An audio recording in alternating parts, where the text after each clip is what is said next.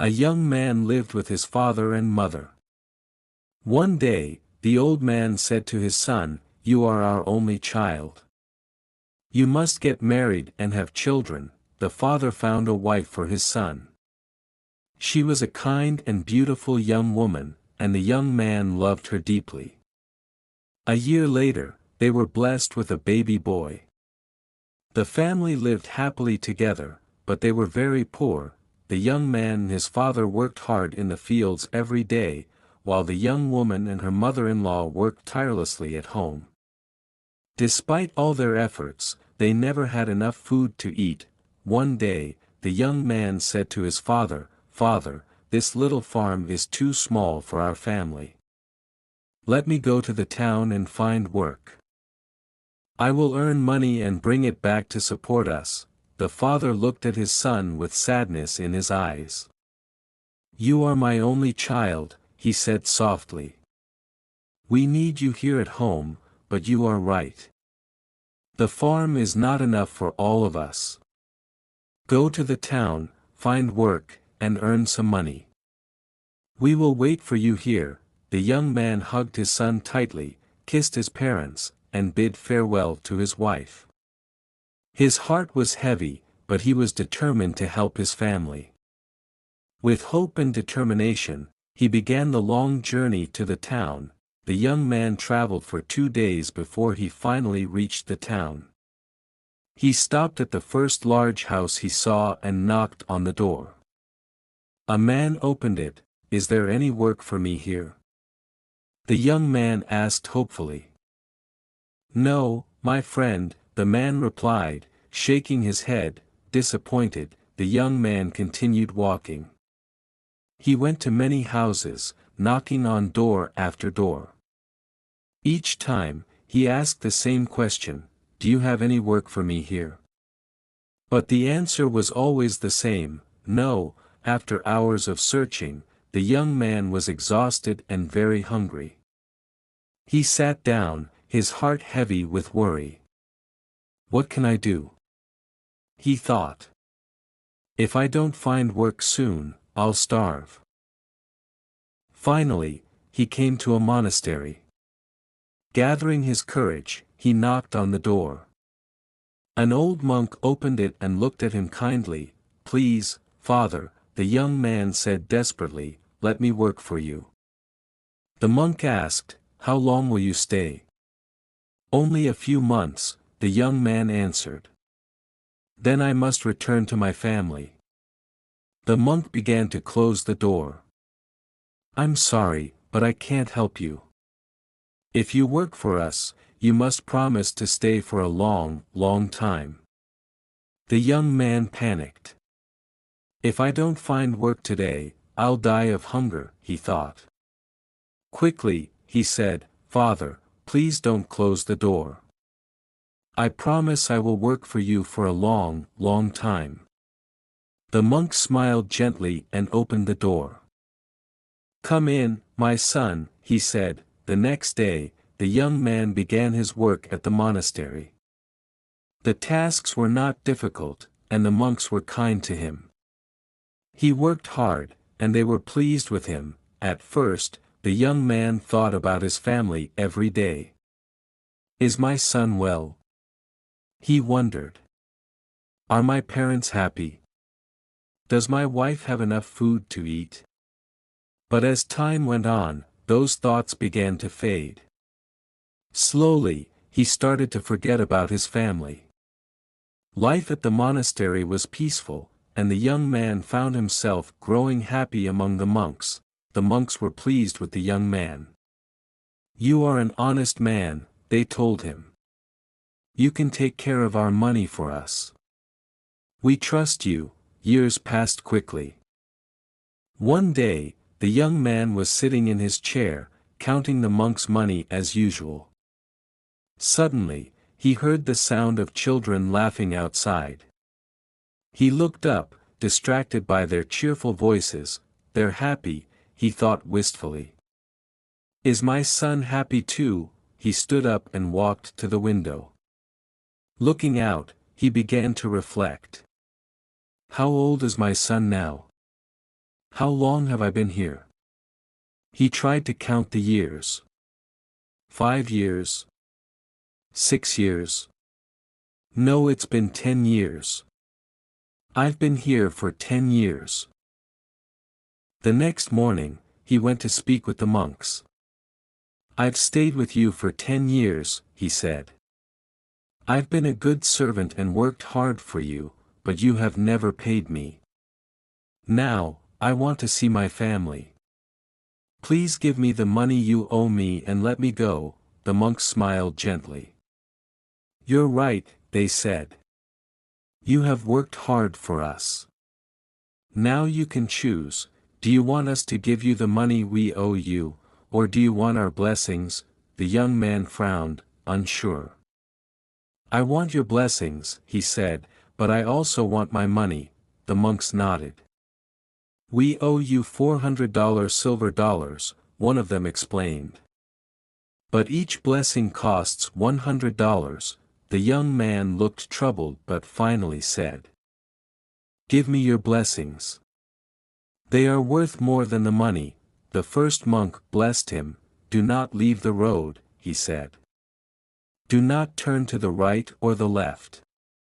Keep going straight. The second monk blessed him. Soon, you will be a guest, he said. Obey your host and accept what he offers you. The third monk blessed him. Do not be angry, he said. Always think carefully before you act. After giving him their blessings, the monks handed the young man $100 silver dollars. He thanked them and left the monastery with a mixture of hope and uncertainty in his heart. Soon after, he met 2 men on the road. The young man walked down the road and soon met 2 travelers. Walk with us, they said. We can talk along the way, and the journey will be more enjoyable. The young man agreed, and the 3 of them walked together, talking and laughing. After some time, they came to a crossroads. Follow me, one of the men said. I know a better path. He turned to the left and began walking. The other man followed him without hesitation. The young man stopped. He remembered the first monk's blessing. Do not go to the left or the right. Only go straight on. He smiled at his companions. I'm sorry, he said, but I cannot go with you. I must keep going straight. He waved goodbye and continued on his path. He crossed a river and climbed the next hill. Suddenly, he heard loud shouts from behind. Turning back, he saw the 2 men by the river, calling for help. Robbers were attacking them. The young man's heart raced as he considered going back to help, but when he saw how many robbers there were, he hesitated. They were big and strong, and he knew he wouldn't stand a chance. If I go back, they'll kill me, he thought, his hands trembling. He felt a wave of gratitude towards the monks. The first blessing saved my life. It kept me safe from the robbers. He turned away and continued walking, though his heart was heavy with sadness for his lost companions. The young man walked for a long time. His legs were tired, his throat was dry, and his stomach growled with hunger. Darkness began to fall. I must find a place to sleep, he thought, looking around anxiously. The land was wild and empty, no houses, no signs of life. Fear crept into his mind as he thought about hyenas and leopards prowling the night. He quickened his pace, his heart pounding. It was now completely dark, and he felt more alone than ever. Suddenly, in the distance, he saw a small light flickering on a hill. Relief washed over him, and he ran towards it with all his strength. The light came from a small house. Hope filled his heart as he reached the door. The young man ran to the house and knocked on the door. Almost immediately, an old man opened it. The man had white hair and wore fine white clothes. You are welcome here. Come in, the old man said warmly. The young man stepped inside. The house was simple but clean, and the atmosphere felt strange yet calm. "Sit down," the old man said. "Wait here. I will fetch some water to wash your feet." The young man felt ashamed. "How can I let this noble old man wash my feet?" he thought.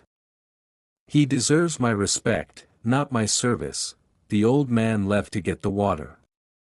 When he returned, the young man stood up, wanting to take the water from him. "I should be the one washing his feet," he thought. But then, he remembered the second monk's blessing: obey your host. Take what he gives you. Reluctantly, the young man sat back down and allowed the old man to wash his feet. Afterward, the old man clapped his hands, and a young girl entered the room. She carried a dish of delicious-smelling food. "Feed our guest."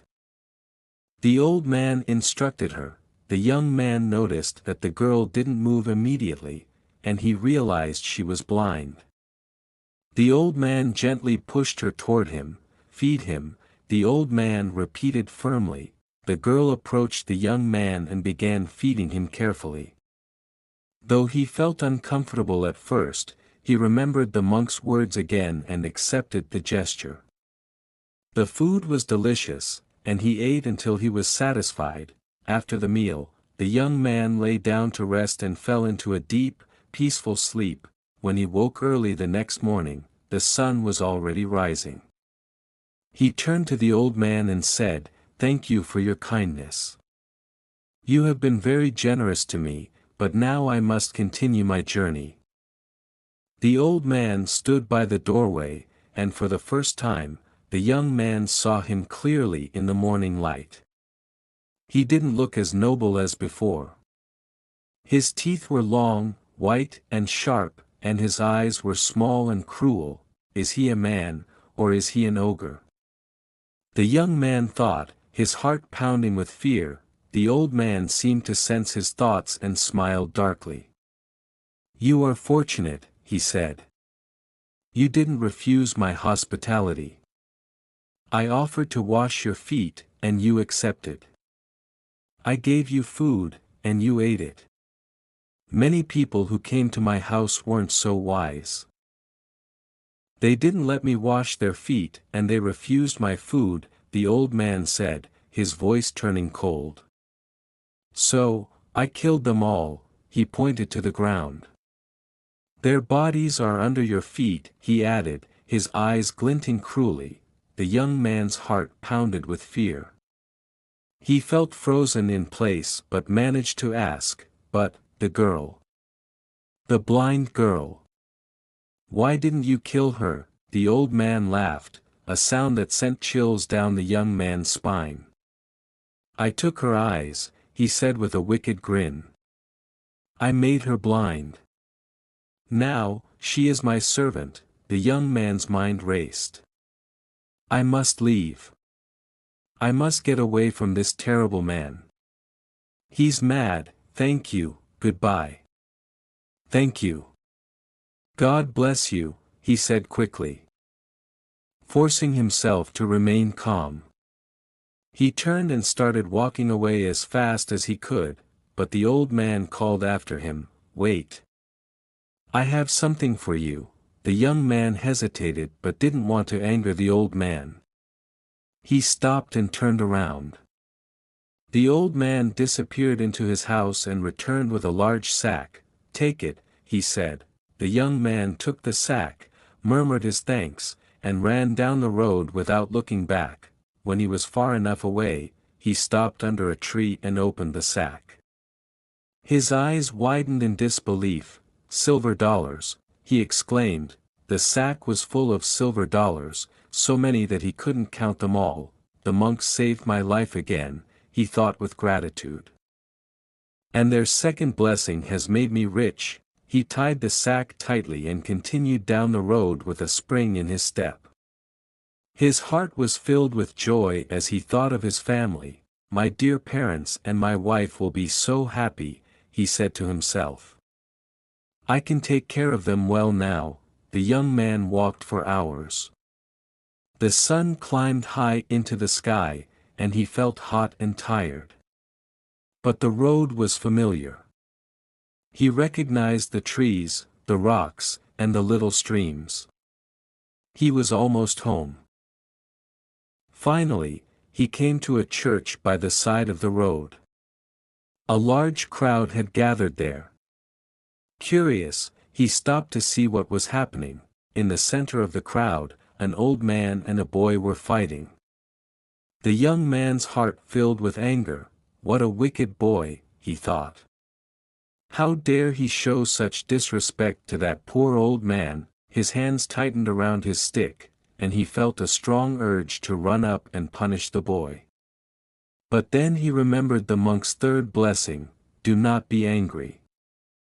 Always think before you act. He took a deep breath and calmed himself, watching the scene more carefully.